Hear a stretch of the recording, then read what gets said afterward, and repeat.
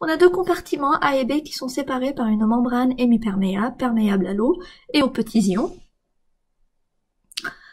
Imperméables aux protéines, ils vont contenir le même volume d'une solution de chlorure de sodium. Donc déjà, je sais que j'ai un compartiment A, j'ai un compartiment B, donc j'ai une membrane hémiperméable, et ces deux compartiments, du coup, sont séparés par cette membrane, et on nous dit qu'ils ont la même solution de chlorure de sodium. Donc dans les compartiments A et B, j'ai une solution de NaCl, donc j'ai des ions Na+, et Cn-, qui vont se balader, voilà, qui vont diffuser de part et d'autre de la membrane semi-perméable. D'accord?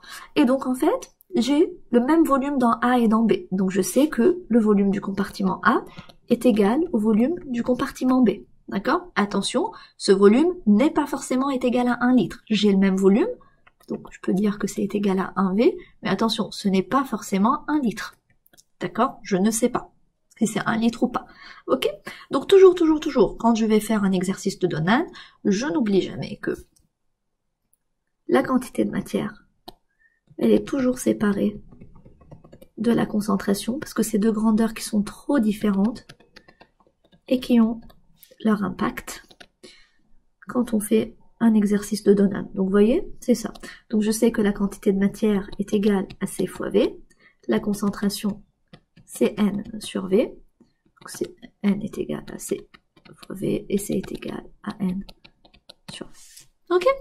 Donc ça, c'est le début de mon exercice. Alors vous allez voir, le 2019, il est un petit peu trop différent des années précédentes, mais c'est pas grave. Hein. On suppose que la dissociation est totale et qu'il n'y a pas de variation significative de la température et des volumes de chaque compartiment. L'équilibre est obtenu et la concentration de Cl- dans le compartiment B, donc je sais que la concentration en Cl- dans le compartiment B à l'équilibre est égale à 210 milliequivalents par litre. Alors déjà, ici, donc c'est égal à 210 millimoles par litre. Alors ceux qui viennent me voir en permanence, ils savent que moi je n'aime pas tout exprimer en milliequivalents par litre, pour la simple et unique raison, il est beaucoup plus facile, et toutes les formules qu'on a apprises, voilà, pour les Donan, sont des formules en fait qui utilisent souvent, voilà, des grandeurs exprimées en millimoles par litre, d'accord? Donc je préfère toujours tout mettre en millimoles par litre. Normalement, je dois avoir des protéinates. Ici, je n'ai pas des protéinates, mais je me doute bien que le prof, il va bien me rajouter des protéinates après. Mais pour l'instant, j'ai uniquement du Na+, et du Cl-. On ne m'a pas donné les quantités de matière, on m'a uniquement dit que dans le compartiment B, la concentration de Cl- est de 210 milliéquivalents au millimole par litre. Ceci dit, la quantité de matière est de 210 fois V. Ok? Et je comprends tout de suite, c'est très facile, du moment où il n'y a pas de protéinates, la diffusion est libre, c'est-à-dire en fait, du moment où vous n'avez pas de protéinates, vous vous posez pas la question, le 210 en fait, vous allez le recopier ici, le recopier ici, et le recopier ici. Pourquoi je vous dis ça?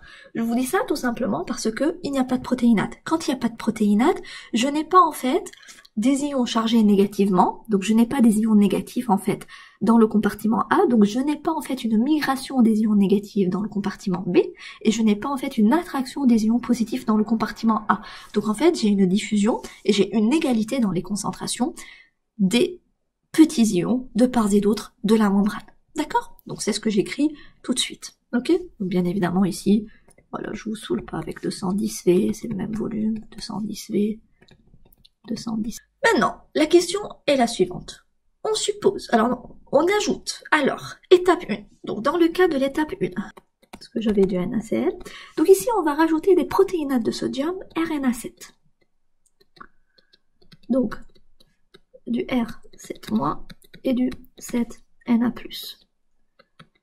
D'accord? Donc ici, j'ai eu R7-, et ici, en fait, j'ai une quantité, alors je sais pas, Y, rien de R7-, R7-, Y7Y.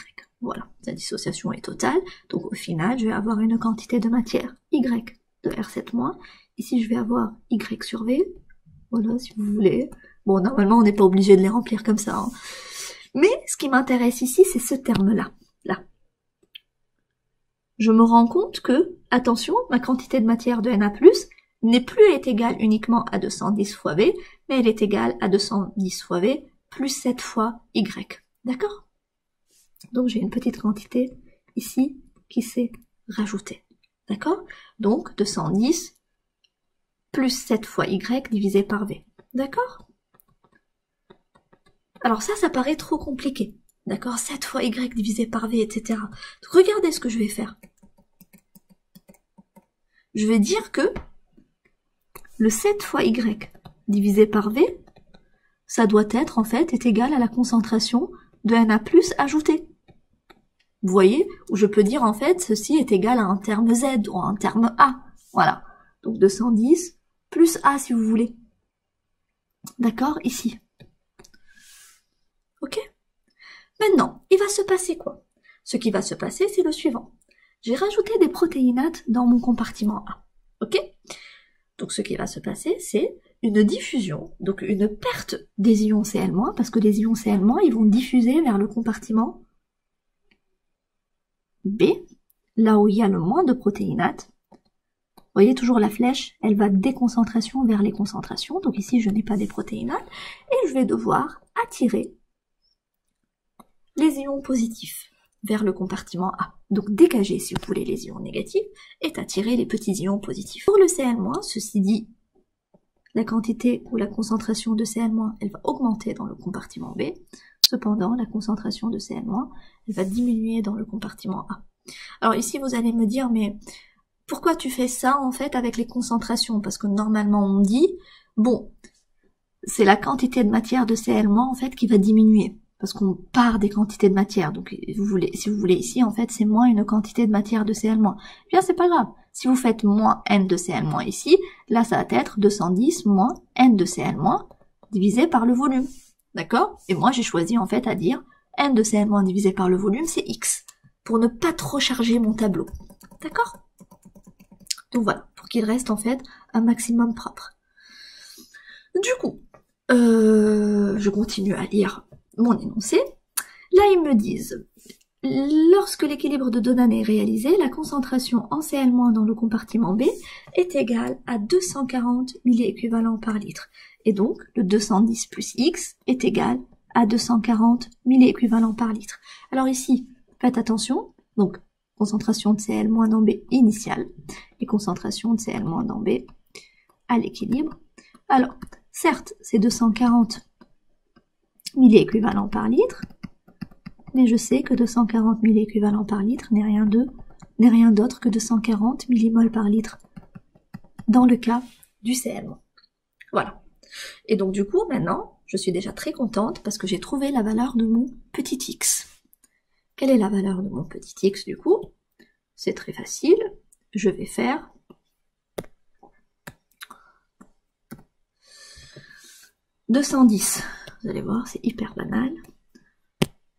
210 plus petit x est égal à 240, donc x est égal à 30.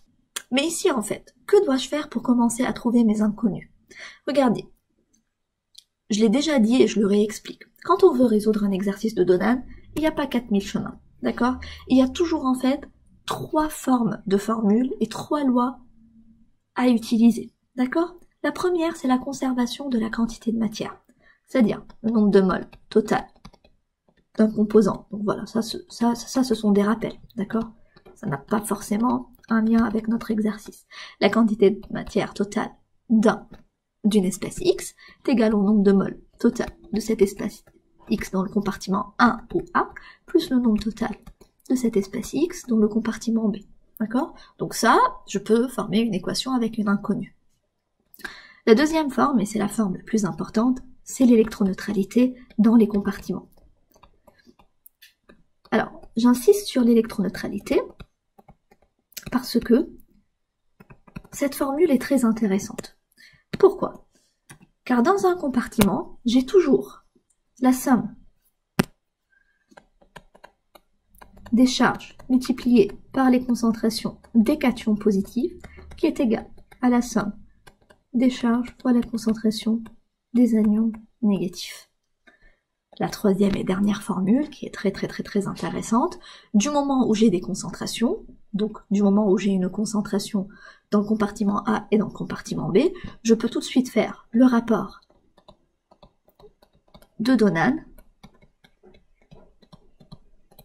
qui lui en fait va me donner toujours le rapport de mes concentrations. Donc on va savoir ici Na+, dans le compartiment A, où il y a le plus de Na+, pour avoir un rapport positif, divisé par Na+, dans le compartiment B, est égal à Cn- dans B, divisé par Cn- dans A.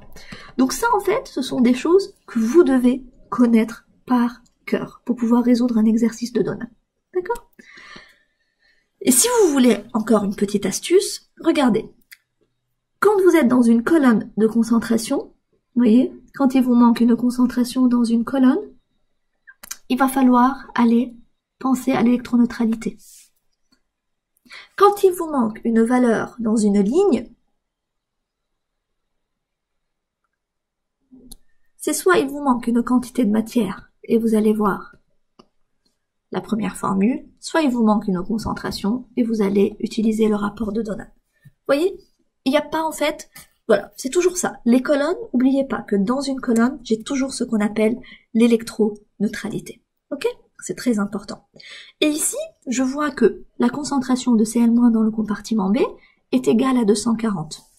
Donc si j'applique l'électroneutralité dans le compartiment B, je me rends compte que la concentration de Cl- dans le compartiment B fois Z, donc fois 1, est égale à la concentration de Na+, dans le compartiment B fois 1.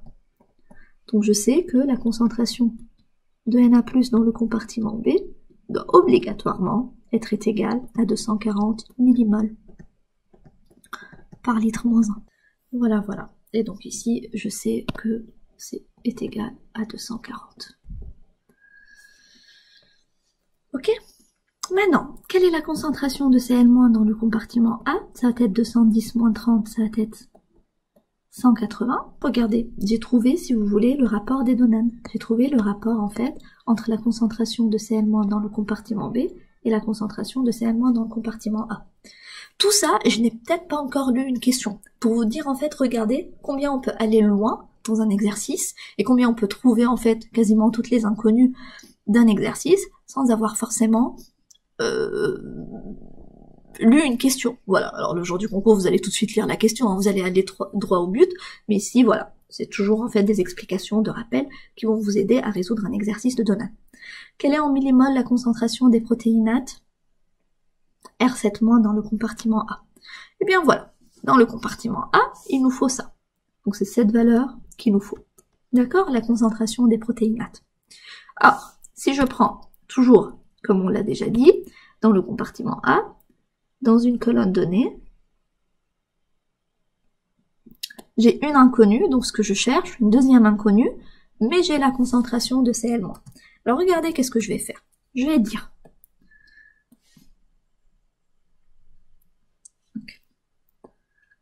vais dire, que dans le compartiment A, l'électroneutralité est la suivante. Donc je vais appliquer la formule de l'électroneutralité dans le compartiment A. Je vais écrire à côté. Voilà. Donc électroneutralité dans le compartiment A, ça va me donner 7 fois la concentration de mes protéinates R7- plus 1 fois la concentration de Cl-, ça va être égal à 1 fois la concentration de Na+. Alors, je me dis, ok, ça je connais, c'est ce que je cherche, mais ça je connais pas. Il va falloir absolument trouver la concentration de Na+, dans le compartiment A. Donc j'ai déjà une première formule qui lie les concentrations dans le compartiment A. Ma deuxième formule qui va lier les concentrations dans le compartiment A, c'est elle. C'est la loi de Donan que je viens appliquer ici. Donc je me dis, je sais que la concentration de Cl- dans le compartiment B divisée par la concentration de Cl- dans le compartiment A est égale à combien? Regardez, j'ai les deux concentrations, c'est un très bon début. C'est égal à 240 divisé par 180. Je viens ici, je mets 240 divisé par 180. Et ça donnait 4 divisé par 3. Donc je sais désormais que pour aller de A à B, je dois multiplier par 4/3 ma concentration. Eh bien, je vais faire la même chose en haut. Donc je sais que 240 fois 4/3, ça va me donner la concentration de Na+.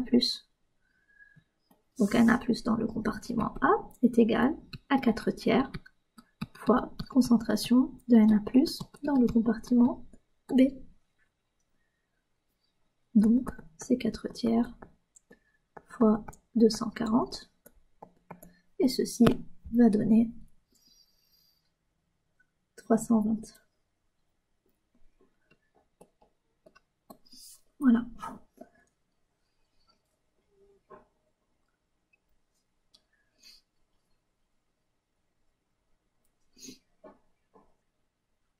Et donc du coup, je connais la concentration de Na+ dans le compartiment A.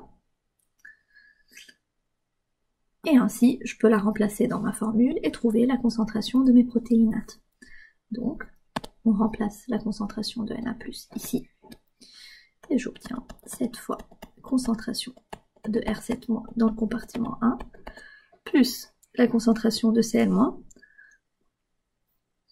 qui vaut 240, est égale à 320. Concentration de R7- dans le compartiment A est égale à 320 moins 240, 140 divisé par 7,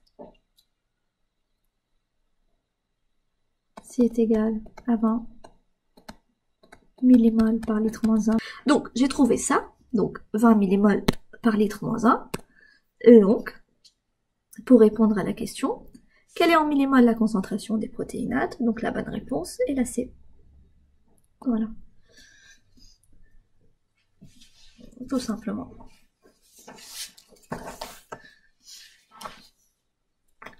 On rajoute étape 2 dans le compartiment. Alors, regardez.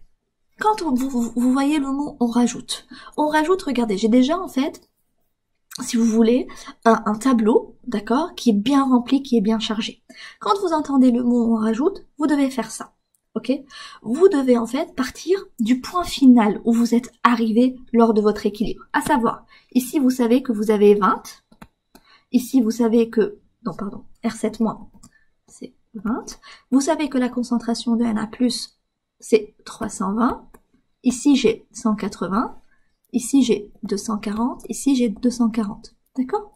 Donc dans mon nouveau tableau, j'ai envie de dire, attention, c'est ça mon point de départ, mais je ne peux pas utiliser ce tableau-là. Donc il va falloir absolument redessiner, bien évidemment en vitesse, un autre tableau.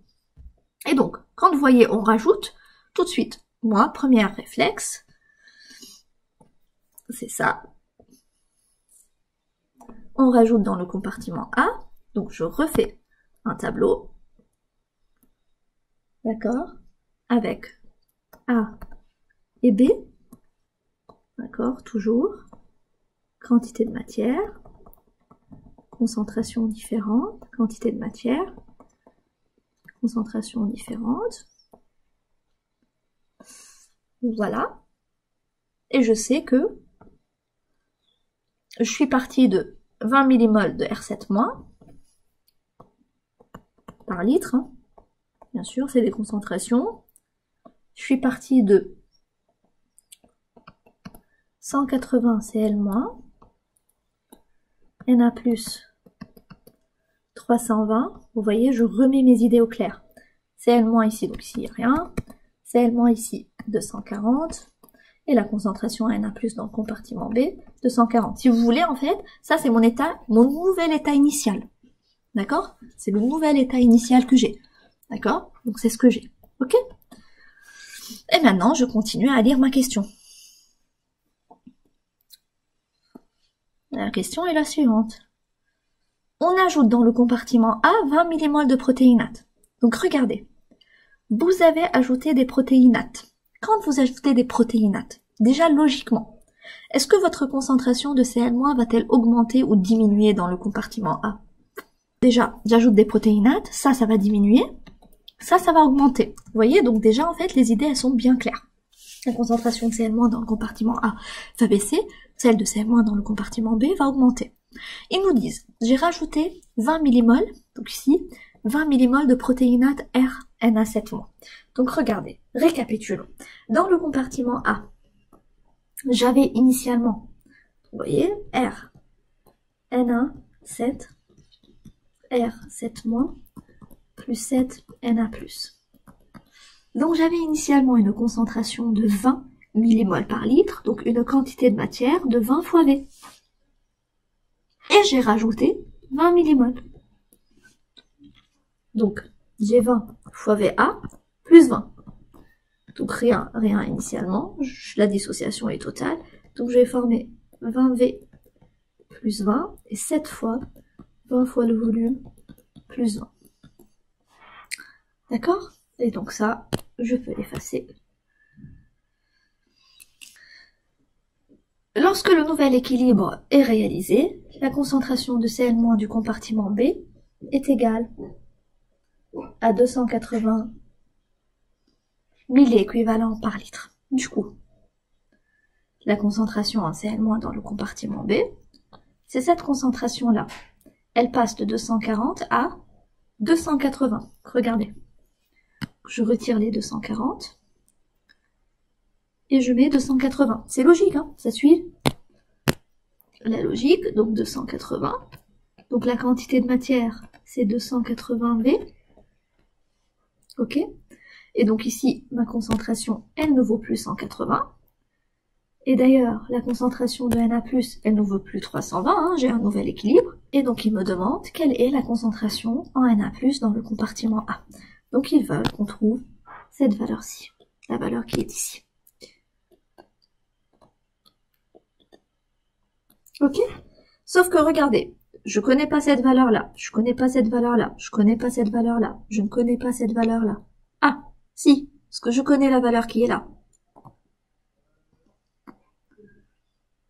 Je sais que l'électroneutralité dans le compartiment B m'oblige à avoir concentration de Cl- dans le compartiment B est égale à concentration de Na+ dans le compartiment B, concentration de Na+ dans le compartiment B est égale à 280 millimoles par litre moins 1. Donc ici je vais mettre 280, et là je vais mettre 280 fois V. Ok, est-ce que ça a arrangé quoi que ce soit? Rien du tout, j'ai toujours en fait mon inconnu ici, je ne sais pas en fait quelle est la relation entre les deux compartiments. Mais je sais une chose qui est très importante. Je sais que quand j'ai ajouté durant cette étape des produits, des espèces, j'ai rajouté du R7- et du Na+, mais je n'ai pas touché à la quantité de matière de Cl-. Donc je sais que le nombre de moles, vous voyez, là j'utilise la quantité de matière, toujours comme je vous ai dit. Il y a trois formes en fait que nous devons utiliser, trois expressions. Donc soit la quantité de matière totale, soit l'électroneutralité, soit le rapport des Donan. Il n'y a pas de piège, d'accord? Donc ici, au niveau de mes concentrations, je peux plus rien faire parce que je peux pas relier mes concentrations entre les deux compartiments. J'ai utilisé l'électroneutralité, j'ai trouvé une valeur, mais il me faut d'autres valeurs. Donc je passe aux quantités de matière. Je sais que la quantité de matière totale de Cl- n'a pas changé, parce que je n'ai pas rajouté du Cl- avant-après. Donc le nombre total de Cl-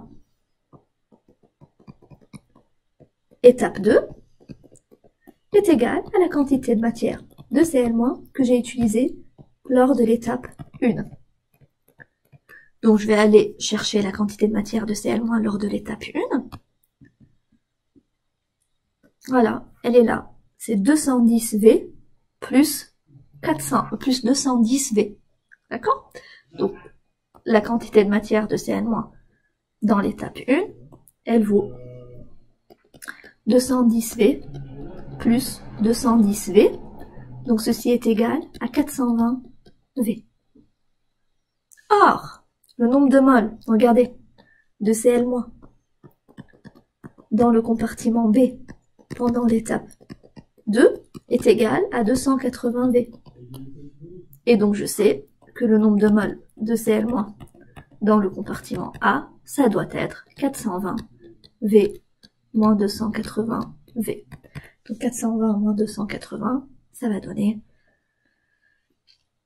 140. Donc ici, je vais mettre 140V. Et là, 140V divisé par V, parce que C est égal à N sur V. Ça me donne 140. Voilà. Vous voyez, je me suis basée en fait sur un fait, sur une grandeur ou une valeur qui ne va pas changer avant et après.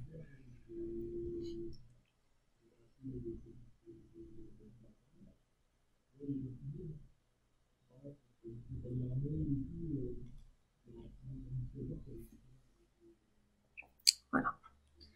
Et donc maintenant, je viens tout de suite de remarquer qu'il y a un lien, où j'ai trouvé une relation entre la concentration de Cl- du compartiment A et la concentration de Cl- du compartiment B. Et donc, ceci n'est rien d'autre que le dr. Donc je peux dire, attention, mon dr, ou mon rapport de Donald, c'est concentration de Cl- dans le compartiment B divisé par concentration de Cl- dans le compartiment A. Donc c'est 280 divisé par 140. D'accord? Et donc ça fait 2. Donc je multiplie par 2. 140 pour trouver 280. Et donc, je sais que ici, la concentration de Na+ dans le compartiment B fois 2 va me donner la concentration de Na+ dans le compartiment A. 280 fois 2, c'est égal à 560. Et donc, la quantité de matière de Na+, c'est 560 V. Voilà. Et donc, je peux répondre à la question numéro 2. Quelle est la concentration de Na+ dans le compartiment A? Donc, la bonne réponse, c'est la D. Donc, la question 3, quel est en litres le volume de solution qui est présent dans le compartiment B, qui au final est égal au volume de solution qui est présent dans le compartiment A? On est bien d'accord, on sait qu'on a déjà le même volume. Ok? Et donc du coup, je sais que ce que je cherche ici, c'est lui là. Là. V, V, V, V. Ok? Et comment je vais faire pour trouver ce volume? Eh bien, ici en fait il y a plusieurs façons de faire, d'accord? Si vous voulez, moi je suis partie, alors vous faites en fait ce qui vous vient à la tête. Moi je me suis dit, bon bah alors la quantité de matière, moi c'est ce que j'ai fait, donc c'était, alors attendez, je préfère écrire, c'était la question 3. Moi c'est ce que j'ai fait, j'ai dit la quantité de matière de Na+ totale, elle est égale à 560V plus 280V.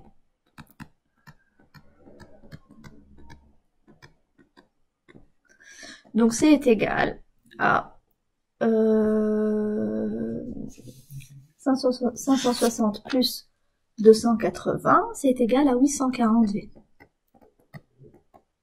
Or, je peux exprimer la quantité de matière de Na+ d'autre façon. Je sais que la quantité de matière de Na+ totale n'est rien d'autre que la quantité de matière de Na+ qui est issue de l'ajout de RNA7 et la quantité de matière de Na+ qui provient du NaCl.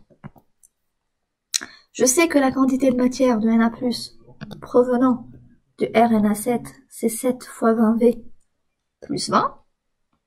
Donc 7 fois 20V plus 20. Et je sais que le nombre de moles de Na+ provenant du NaCl, donc on sait que ça n'a pas changé, hein, la quantité de matière de Na+ provenant du NaCl, c'est toujours 210 et 210, elle est déjà donnée préalablement. Donc c'est 420V. Et tout ça, c'est égal à ce qu'on vient de trouver ici, 840V. Vous voyez, je suis tombée sur une équation à une seule inconnue, qui est mon volume, que je vais pouvoir calculer ici. Et donc, 7 fois 20, donc 140 V, plus 140, plus 420 V est égal à 840 V. Donc 140, j'isole tout ce qui est V d'un côté, je passe ça et ça de l'autre côté, est égal à 840 V moins 420 V moins 140 V. Donc 140 est égal à 280 V, donc le volume du compartiment A, qui est égal au volume du compartiment B, est égal à 140 divisé par 280, c'est égal à 0,5 litres. Et la bonne réponse est là, du coup. 0,5 litres. Voilà. Après, vous allez me dire, ah, mais moi, j'ai fait autrement et j'ai trouvé la même valeur. Sûr, vous pouvez faire autrement et trouver la même valeur. Je sais pas, peut-être utiliser l'électroneutralité en transformant les concentrations en quantité de matière. Voilà. Je ne sais pas, hein. Il y a plusieurs façons de faire. Mais moi, j'ai choisi celle-ci. En négligeant l'excès de pression osmotique lié à l'hydratation des protéines, quelle est ou de quelle valeur la pression oncotique a-t-elle été multipliée entre l'étape 1 et l'étape 2? Donc ici, en fait, c'est une question de conclusion. Il va falloir calculer la pression oncotique de l'étape 1 et la pression oncotique de l'étape 2 et voir par combien j'ai multiplié la pression oncotique de l'étape 1 pour obtenir la pression oncotique de l'étape 2. Alors bien évidemment, je sais que la pression oncotique, elle va augmenter tout simplement parce que j'ai rajouté des protéinates. Ok? La formule générale de la pression oncotique est la suivante. Donc c'est la pression des protéinates plus la pression issue de la diffusion, puisque la pression de l'hydratation est négligeable. La pression des protéinates, c'est l'osmolarité ou la concentration des protéinates fois RT, puisqu'ils ne diffusent pas, plus la pression issue de la diffusion, donc c'est la pression l'osmolarité du compartiment A moins l'osmolarité du compartiment B fois RT, et je vais aller les chercher dans l'étape 1. Pour les protéinates dans l'étape 1, j'ai une concentration de 20, donc l'osmolarité est de 20. On n'oublie pas que ces grandeurs sont en millimoles, donc il faut toujours transformer en mol par litre moins 1. Ok? Et pour cela, on multiplie par 10 moins 3. Plus la différence des osmolarités entre le compartiment A et le compartiment B. Bon bah là, on peut revenir ici et on peut trouver que l'osmolarité du compartiment A, 320 plus 120 plus 104, donc en fait 320 plus 100, ça donne 420, moins, donc ici ça va être 480. Il y a un souci là. 320 plus 180 plus 20. Pardon, c'est 520. Alors, j'ai oublié un chiffre.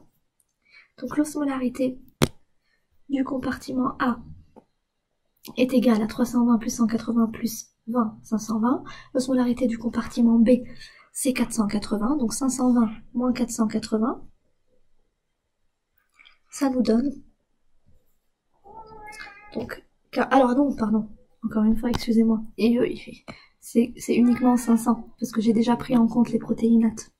Donc l'osmolarité du compartiment A, c'est la somme des concentrations de Na+, et de Cl-, puisque j'ai déjà pris en compte celle des protéinates, donc c'est 500, 500 moins 480, l'osmolarité du compartiment B, ça va donner 20.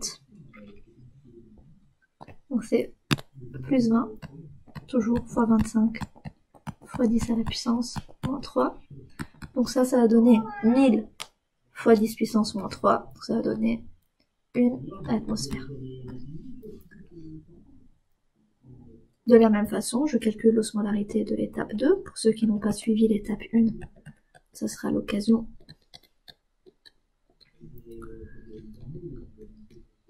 de calculer l'osmolarité de l'étape 2. Donc, osmolarité des protéinates. Alors, je n'ai pas leur concentration, mais est-ce que je peux la calculer? Eh bien, sûrement, je peux la calculer. J'oublie pas que je peux toujours m'en sortir avec l'électroneutralité du compartiment A. Donc, vous trouverez ici 60, si vous faites le calcul de l'électroneutralité. Ou si vous faites tout simplement 20 fois 0,5 plus 20, et que vous divisez ça par 0,5, vous tomberez sur 60. Donc, j'ai 60 fois 25 fois 10 moins 3, plus la différence des osmolarités des compartiments A et B, ça va être 140 fois 25 fois 10 moins 3, et tout ça, ça va donner 200 fois 25 fois 10 moins 3. La réponse, ça va être 5 atmosphères. Je vais tomber 5000 fois 10 puissance moins 3 ATM, donc c'est 5 ATM.